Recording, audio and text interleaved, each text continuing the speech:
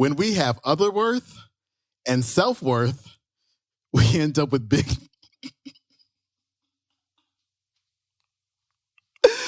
Oh, I have no idea why this is so hard for me to say. We end up with big net.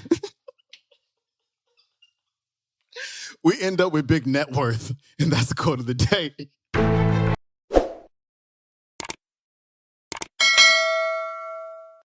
Welcome back to the Quote of the Day Show. I'm your host, Sean Croxton of SeanCroxton.com. Today's episode is brought to you by the Jerf Bar, our very own organic, dairy-free, gluten-free, soy-free, GMO-free, kosher, vegan, delicious real food bar available over at jerfbar.com. It is Finance Friday, of course. We talk about all things money mindset. Today, we've got Dr. John Demartini back on the show talking about values and self-worth and other worth and providing solutions for the problems of others. This is huge. Listen in. Here's Dr. Demartini. Every week in the breakthrough experience, I have people come up to me and say, I'm afraid of doing this, I'm afraid of doing that. And I slap them around a little bit. And I ask them, because I define fear as an assumption that you're about to experience in the future through your imagination or your senses, more pain and pleasure, more loss and gain, more negative than positive from somebody or yourself. And once you realize there is no loss without a gain, there is no negative without a positive, there's no pain without a pleasure in anyone's life, then that delusion can be transcended by asking what would be the benefit, what would be the gain, what would be the positive, what would be the supportive experience if that happened. Once those are equilibrated, the fear doesn't stop you, but the vision awakens you.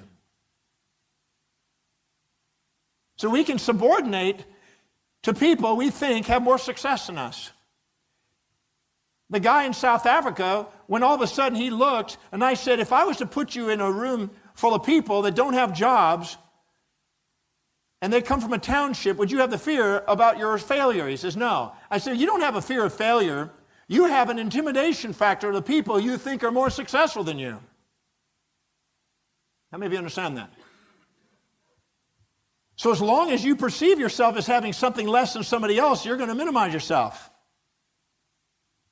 All fears are subordinations to people who we think have something more than us. All those basic fears. The next thing that obstacles that block the freedom of goals is the fear of losing money. When you're 10 years old, if somebody gives you $10, you're elated. If they take $10, you're depressed. If you're 20 years old, if they give you $100, you're elated. If they take $100, you're depressed. If you're 30 years old, they give you $1,000, you're elated. If they take $1,000, you're depressed. 40, 10,000. 50, 100,000. 60, $1 million.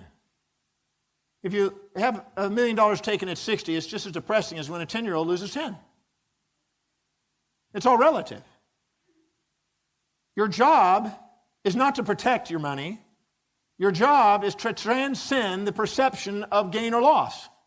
The master lives in a world of transcendence, not the illusions of gain and loss. Because in actuality, in the breakthrough experience, I have people every Sunday stand up in front of a group and they try to portray that they lost something, lost a loved one, lost money, lost a job, lost this. And I go up there in front of them and ask them a new set of questions, because the quality of our life is based on the quality of the questions we ask. And I ask them exactly what did you lose, and we personify it or we qualify it or quantify it.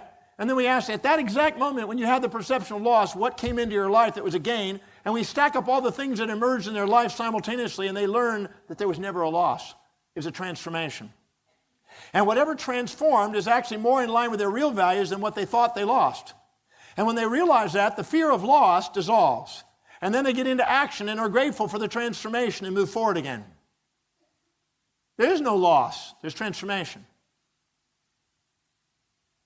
The person who sets goals with the understanding of transformation is a person that won't be inertiated by subordination to the perception of loss of money.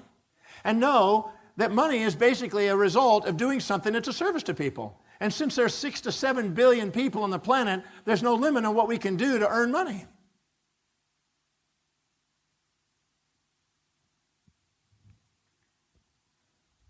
I've asked people how many have ever used Microsoft Windows, and most people put their hands up. Would you agree? How many have used Microsoft Windows? Look around the room.